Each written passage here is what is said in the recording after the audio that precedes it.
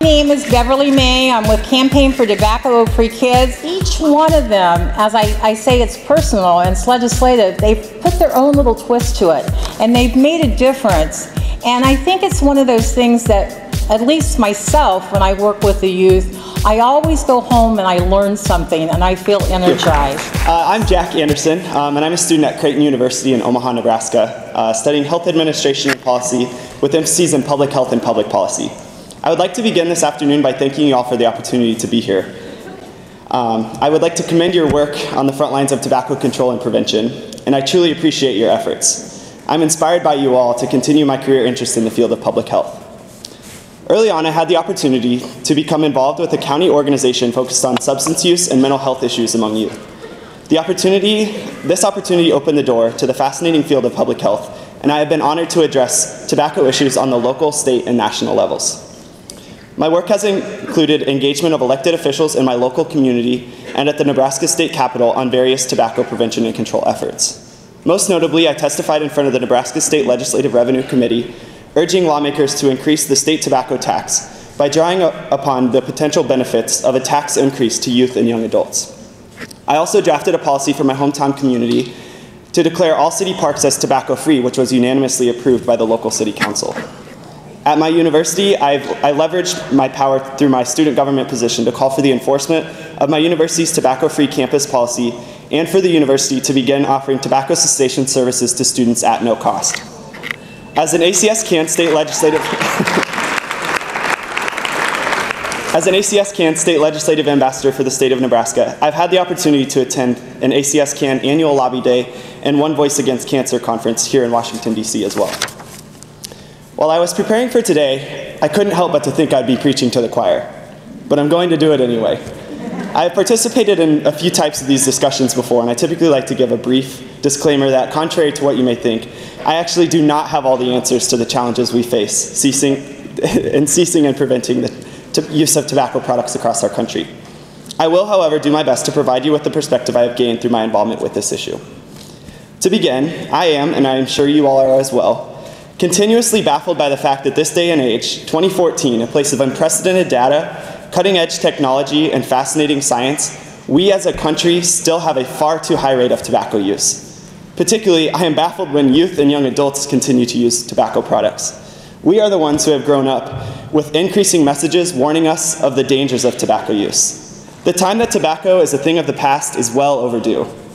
I'd like to challenge you all with 3 specific tasks as we continue our progress toward a tobacco-free nation. First, we must be creative through our strategies, messaging, interventions, and programming. Particularly among youth, communication styles have vastly changed from those most commonly used by our older counterparts. Youth and young adults, if you have not noticed, have increasingly become reliant on social media and word-of-mouth communication. And I've noticed you text too, so you're not alone. Particularly in a time when youth continue to use tobacco products at an alarming rate, we must be creative in all things we do. This will require us to think outside of the box and challenge ourselves. We may not get things right the first time. Our initial attempt at prevention or intervention efforts may not be the most effective or produce the desired result as quickly as we may hope. It is okay if we fail, so as long as we continue to move in the right direction of discouraging, intervening, and preventing tobacco use. As long as we continue to be creative in all things we do and utilize evidence-based practices, we will outsmart big tobacco and succeed in our efforts of creating a healthier nation. Second, I challenge you all to approach your work through a community lens. When individuals of our community use tobacco and subsequently destroy their health and well-being, this is a detriment to each and every one of us. Our community's health continues to suffer, and we are all responsible. To make progress in this area, we must address our target populations with culturally competent and appropriate strategies and efforts. As you may all be aware, tobacco use, at its core, may be a negative coping behavior as a result of another seemingly unrelated social issue. I find it more than a coincidence such a large amount of tobacco users within our country are low-income and less educated individuals. I challenge you all to take an inclusive and comprehensive view of our communities to determine the root cause of this issue at hand, that being tobacco use. As a coalition, we must be willing to address these root causes, whether it is unemployment, discrimination, or domestic abuse. This field of public health is wildly and inextricably connected, and we must make an effort to support movements that are working to address larger social issues. These, while they may not seem so at first glance, are truly related to our work in tobacco prevention and control. At times, this stance may be an unpopular sentiment, but we will be doing a disservice to our fellow community members if we fail to consider this approach. And lastly, I challenge you all to be collaborative in your efforts. We, as medical and public health-minded professionals, must work with those individuals in sectors with whom we may be uncomfortable working. Individuals from the business and for-profit sectors come to mind. It is important to be inclusive in our approaches, which will subsequently require us to compromise, but this is where that being creative point comes into play. We cannot and must not allow the profit over public health argument to continue to win in the halls of our legislatures, community spaces, and meeting rooms. We have come too far to continue to allow this to happen. We must stand up to fear-mongering by lawmakers and individuals and boldly remain confident in our work. The example that comes to mind was during my testimony to the Nebraska State Legislative Revenue Committee, calling for an increase in the state tobacco tax. The measure did not make it out of the committee, but I recall one particular lawmaker siding with business, claiming residents of Nebraska would travel to neighboring states and fill their trunks with cigarettes to avoid having to pay a 72-cent increase in tobacco tax. This is the type of nonsense to which we must stand up. This undoubtedly undermines the progress we have made as a collective thus far. In closing, it is my hope hearing from us young people will inspire and energize you to continue our great work, even though you may be thinking what I just challenged you to do was a huge dose of naivety. Regardless, I refuse to sit idly as our very own people continue to destroy their health and well-being through tobacco use. I'm committed to making a difference, and I know you are too. Together, by being creative, approaching our work through a community lens, and establishing collaborative partnerships, the unnecessary death, disease, and illness caused by tobacco will be a thing of the past. Enough is enough. Surely we can do better as a country to provide a healthier, safer, and tobacco-free environment to the greatest resource in our country, our fellow citizens. Our tobacco-free America is within reach and well past due. It's time to make it happen. Thank you. Good afternoon. It is an honor to have been invited to speak with you all today. My name is Magi Linscott, and this past year has been pretty amazing for me. I actually graduated high school this past May and have started at James Madison University. Also this past May, I was awarded with the Campaign for Tobacco-Free Kids National Youth Advocate of the Year Award. Thank you. My work as a youth advocate has really become a defining point in my life. But the story actually starts before I was born with my grandmother, who started smoking at the age of 11. And when she was my age, she was forced to give up her dreams and give up her aspirations due to an illness brought about by tobacco. And see, that's the part that really gets to me, that every day, mothers, daughters, fathers, sons are forced to put their lives on hold, forced to put their dreams on hold due to a product that kills, due to a product that is marketed by an industry. So when I started high school, I wanted to live in a world that wasn't like that. I wanted to live in a world that was tobacco-free, that an industry wasn't seeking replacements for consumers that were dying due to their very product. And one of the things that I worked on in high school was the Not a Replacement campaign, where I encouraged youth all around the state of Florida to take pictures of themselves, expressing their individuality, saying that they weren't a replacement against the tobacco industry, that they were real people. And that was a major accomplishment. That was a great thing that happened. We got a bunch of youth engaged and involved. And with the tobacco control movement, there's always new battles. Every time a battle ends, there seems to be a new one starting. And now, more than ever, the issue is more complicated with new roadblocks and policies and the introduction of new products. But if anything, 50 years since the Surgeon General's report has taught us is that we've made giant leaps and that a tobacco-free future is possible. Of course, there's going to be roadblocks ahead, but we have a considerable advantage. We have passion on our side. People like you, People like the youth that took part in the Not a Replacement campaign are going to keep fighting the good fights. Because to us, it's more than a job. It's more than an organization we're part of. It's a passion. It's a fire. It's a passion to bring about healthier people, healthier youth, and healthier Americans. Thank you. Hi, my name is Kaila Narum. I am an ACS CAN ACT lead from Minneapolis, Minnesota, and a graduate of the University of Minnesota. I just first wanted to say I've been at the conference for the past day and a half, and I am so inspired by every one of you. The work that you guys put in, the hard work that you do is making a difference, and you can tell just being in this room. When I was 14 years old, I watched my father fight and ultimately lose his battle with esophageal cancer.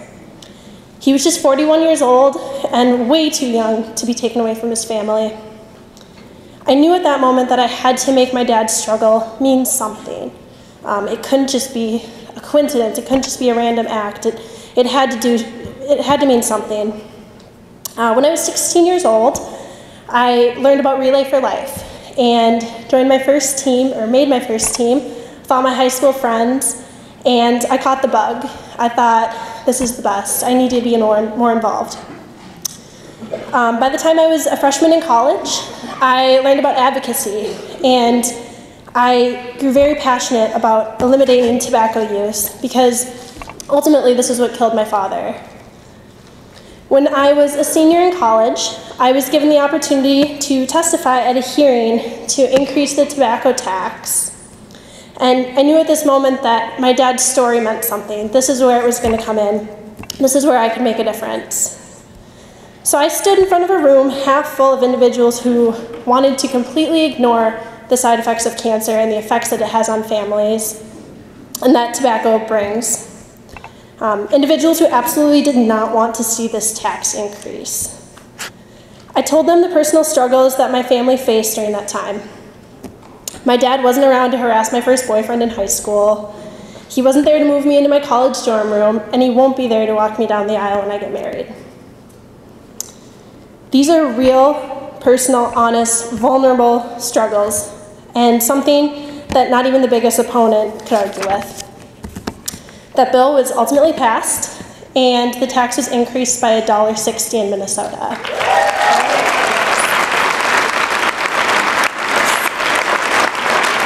It was a huge success for all of us and everyone who put in effort.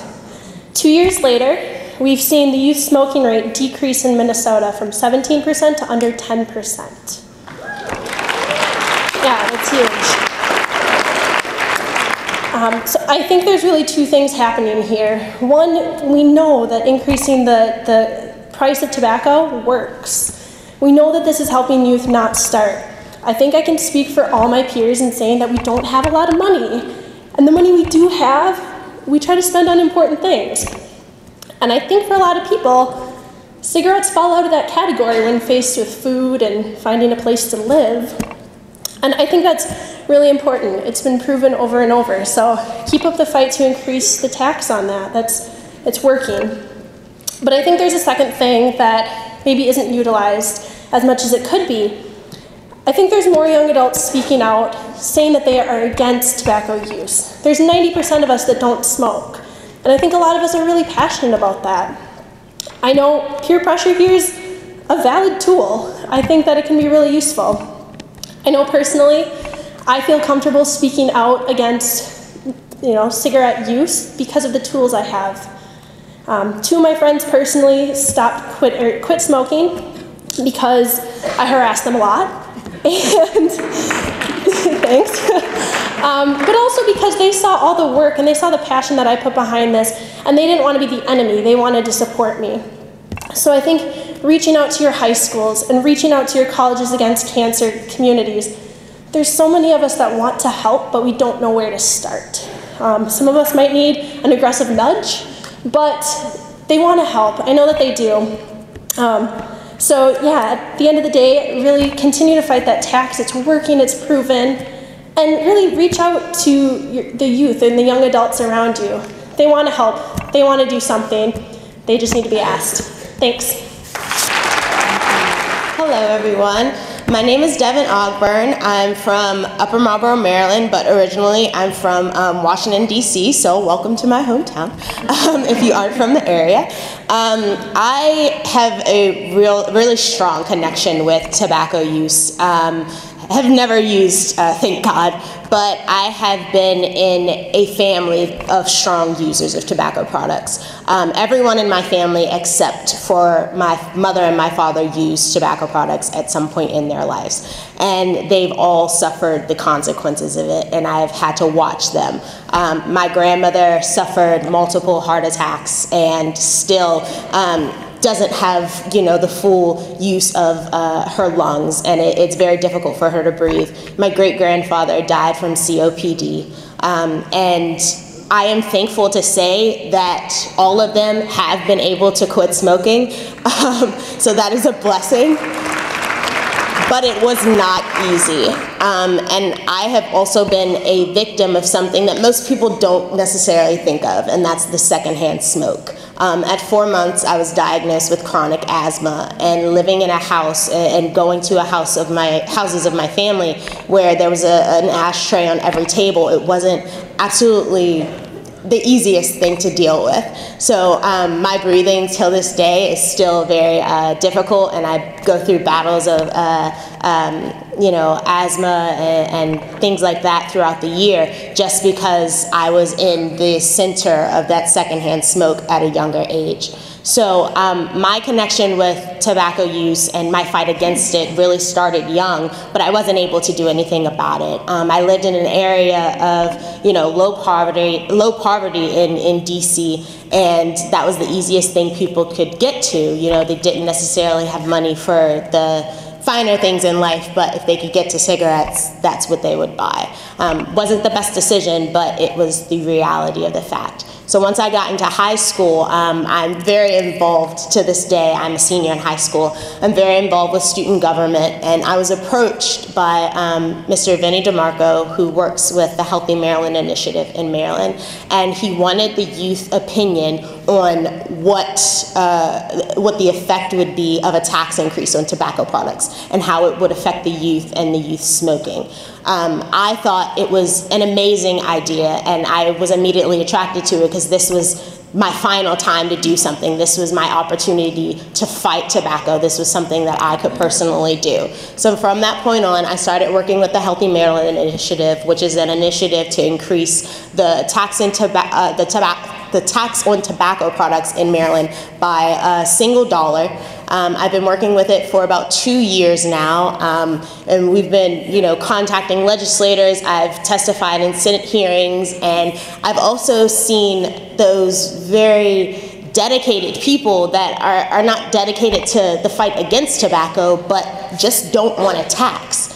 And I try to make them understand, why is the tax the only thing that you're hearing? Think of what the tax can do for the community in terms of raising more money for health care and fighting tobacco products. But of course, they don't hear that. So the tax increase, as Kaila was saying, it does work. And I hope that you all continue to fight for that, because I know I will, and I've seen it work.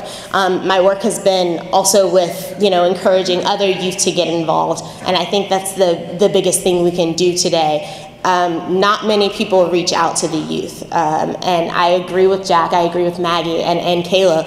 We are very dedicated, and if you reach out to us, we are willing to help. We just don't know necessarily how to. There's also a lot of youth that don't know the consequences of tobacco products. So that's what my work has also been dedicated towards, educating the youth and making them aware of the fact that tobacco companies are targeting them. They're targeting our youth. They're making the advertisement with the bright colors and the low prices and stuff. And yes, they are targeting adults, but most importantly, they're targeting the youth. The placement of these tobacco products is by candy in stores, right up front by the cash register. And who do you think are going to the candy? The adults? Not necessarily. It's the youth. And the cheap prices, that's what they can afford. So you increase those prices and you make the youth aware of what the tobacco products are doing to them, they're not going to buy them. So the biggest thing I can say that really works is educating our youth, letting them know what these tobacco products are doing to them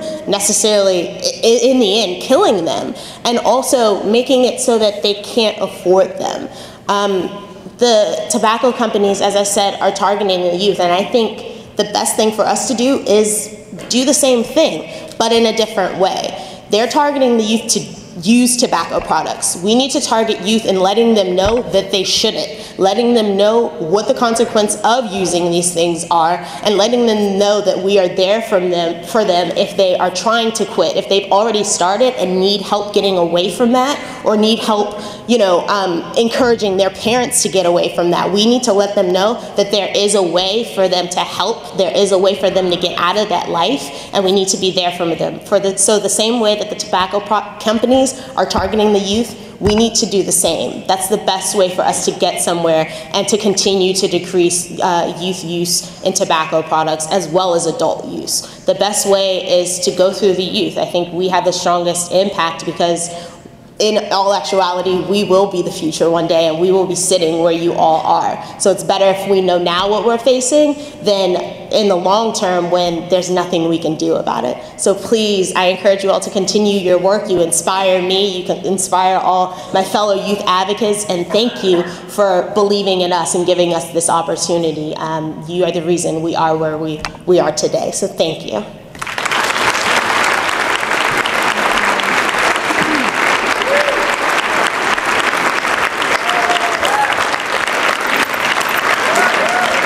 Jack, Maggie, Kaila, please stand up. Devan.